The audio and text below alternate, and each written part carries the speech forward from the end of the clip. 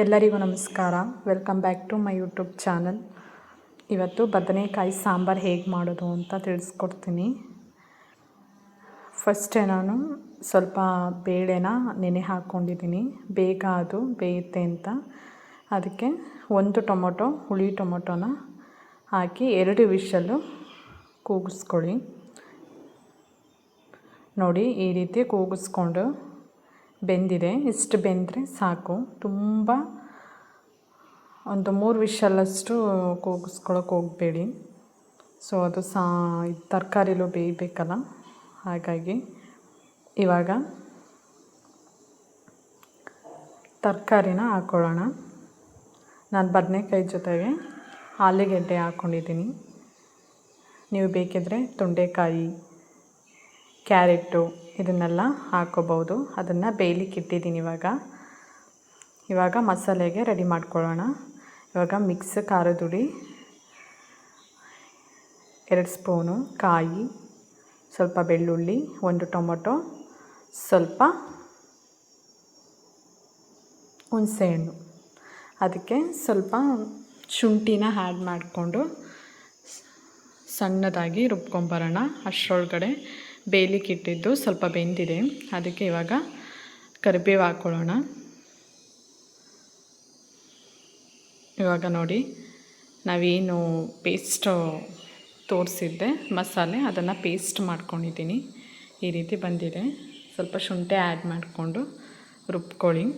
ಇವಾಗ ಬದನೆಕಾಯಿ, ಆಲೂಗೆಡ್ಡೆ ಸ್ವಲ್ಪ ಬೆಂದಿದ ನಂತರ ಅದಕ್ಕೆ ಇವಾಗ ಮಸಾಲೆನ ಸೇರಿಸ್ಕೊಳ್ಳೋಣ.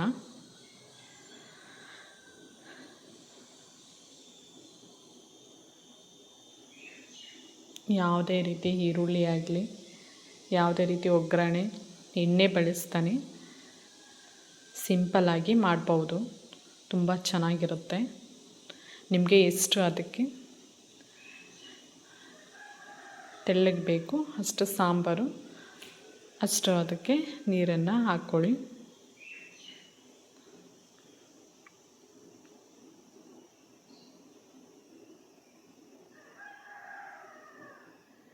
ಮುದ್ದೆಗೆ ಆಗಲಿ, ರೈಸಿಗೆ ಆಗಲಿ ತುಂಬ ಚೆನ್ನಾಗಿರುತ್ತೆ.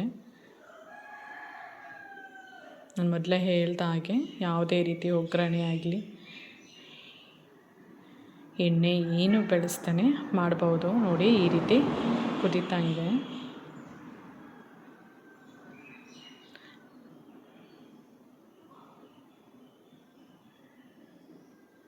ಈ ರೀತಿ ಚೆನ್ನಾಗಿ ಬದನೆಕಾಯಿ ಮತ್ತು ಆಲೂಗೆಡ್ಡೆ ಬೆಂದಿದ ನಂತರ ಇವಾಗ ರುಚಿಗೆ ತಕ್ಕಷ್ಟು ಉಪ್ಪನ್ನು ಸೇರಿಸ್ಕೊಳ್ಳೋಣ.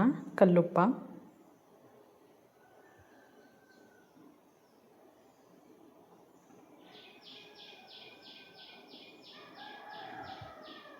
ನೋಡಿ, ಈ ರೀತಿ ಸೇರಿಸ್ಕೊಂಡು ಸ್ವಲ್ಪ ಅದಕ್ಕೆ ಸಾಂಬಾರು ಸೊಪ್ಪನ್ನು ಕಟ್ ಮಾಡಿ ಹಾಕ್ಕೊಳ್ಳೋಣ.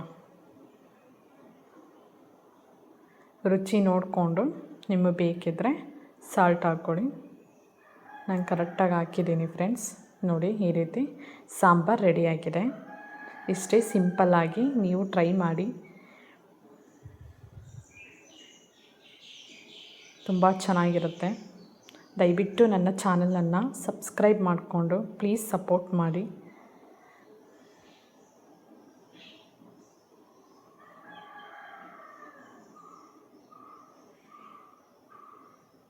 ನೋಡಿ, ಸಾಂಬಾರು ರೆಡಿಯಾಗಿದೆ. ಇವಾಗ ಬದನೆಕಾಯಿ ಎಲ್ಲ ಬೆಂದಿದೆ.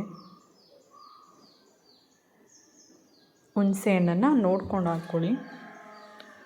Thank you friends.